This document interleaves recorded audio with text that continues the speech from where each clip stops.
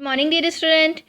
आज हम लोग ईवीएस में चैप्टर नंबर 23 जो हम पहले पढ़ रहे थे उसको आगे कंटिन्यू करेंगे। आज हम लोग प्लास्टिक के बारे में जानेंगे कि प्लास्टिक को कैसे रिसाइकिल किया जाता है। The things made of plastic are being used very frequently these days. We use many things made of plastic like bucket, basket, container and toys. All these things when utilized fully can be recycled in a recycling factory. So we obtain new plastic goods from the used ones. हम आजकल बहुत ज़्यादा मात्रा में plastic का use करते हैं ना। हमारे घरों में हम जिससे नहाते हैं वो बकेट भी काई की होती है, प्लास्टिक की होती है ना। बास्केट मम्मी जिसमें सब्जी लेती है ना, वो भी प्लास्टिक की होती है। कंटेनर्स होते हैं बड़े बड़े, वो भी प्लास्टिक के होते हैं।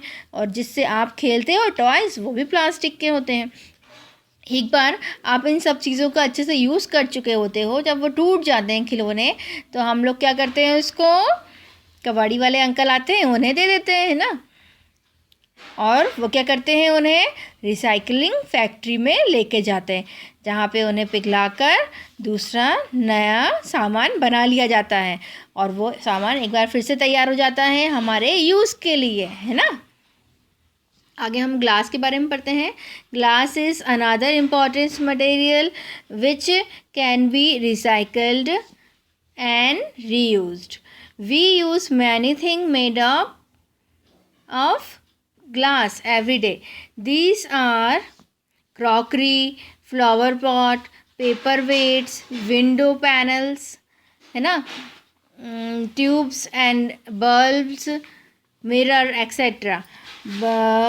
Bottles and container are also made up of glass. All these when broken and are taken by the waste collector to the recycling factory.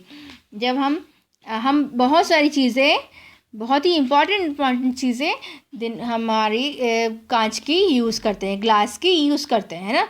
क्या क्या यूज़ करते हो बेटा आप लोग? मम्मी घर में क्रॉकरी भी कांच की कई बार यूज़ करती, मेहमान आते हैं तो, है ना। और फ्लावर पॉट भी होते हैं हमारे घर, पेपर वेट भी होते हैं, विंडो में भी कांच लगे होते हैं ना। और हमारे घरों में जो लाइट लगी होती हैं वो भी काई की होती हैं, ग्लास की होती हैं। मिरर भी होते हैं हम लोग के घर में, है ना। और बॉटल्स, कंटेनर, बहुत सारी चीज़ें ग्लास की बनी हुई होती है ना। जब ये एक बार टूट जाती हैं तो इन्हें क्या करते हैं हम लोग, जो कलेक्टर्स आते हैं, जो कचरा बीनने वाले आते हैं उन्हें, या फिर जो कबाड़ीज़ अंकल आते हैं उनको हम ये दे देते हैं ना। जब एक बार हम इसका यूज़ कर चुके होते हैं तो उनको दे देते हैं, वो इन्हें फैक्ट्री में ले जाते हैं और इनको क्या करा जाता है, ग्लास को पिघला लिया जाता है और उससे नए ग्लास का आइटम तैयार हो जाता है, नया गुड्स तैयार हो जाता है। जैसे प्लास्टिक का होता है वैसे ही ग्लास का भी नया नया सामान फिर से बन जाता है, ठीक है। मेटल्स के बारे में पढ़ते हैं। We use many things made up of metals. Utensil, jewelry, nails, parts of the machines, etc. are some of them. The metals commonly used for making things are copper, iron, aluminium, silver, etc. When the things made up of these metals become out of use, we should send them for recycling. So we should use more and more things made up of recyclable materials to keep the environment healthy. हम लोग हमारे घरों में बहुत सारी चीज़ें ऐसी हैं जो हम मेटल्स की बनी हुई यूज़ करते हैं, जैसे बर्तन, ज्वेलरी, मम्मी जो ज्वेलरी पहनती है वो भी काई की बनी होती है, मेटल्स की बनी होती है ना।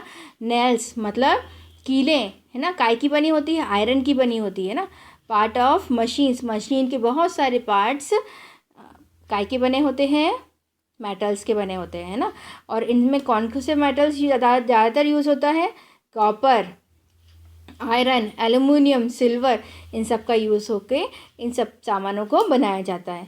एक बार जब हम इसका सारी चीज़ों का यूज़ कर चुके होते हैं तो ये क्या करते हैं, हम उन्हें रिसाइकलिंग फैक्ट्री में दे देते हैं, है ना। क्या करते हैं, जो हमारे यहाँ गार्बेज कलेक्टर आते हैं उनको दे देते हैं और ये उन्हें रिसाइकलिंग फैक्ट्री में लेके जाते हैं और इनसे दोबारा नई चीज़ें बना ली जाती है ना। ऐसे हम बहुत सारी चीज़ों को रिसाइकलिंग करके हमारा जो वातावरण है, हमारा जो पर्यावरण है, उसको स्वस्थ बनाए रख सकते हैं, है ना। आप सभी भी, आप कभी भी कोई सी चीज़ें बाहर फेंका मत करिए, उसे एक जगह कलेक्ट कर लें और फिर उसे कबाड़ी अंकल को दे के पैसे भी ले लें और हमारे एनवायरनमेंट को हम लोग क्या कर सकते हैं, हेल्दी भी बना सकते हैं, है ना। मैं आशा करती हूँ आपको ये चैप्टर बहुत अच्छे से समझ में आया। हम जिसको भी नहीं समझ में आया है, मैं उसको फिर से ये चैप्टर अच्छे से एक्सप्लेन कर सकती हूँ, या वो दोबारा मेरा ये वीडियो देख के अच्छे से समझ सकते हैं, है ना। Have a nice day.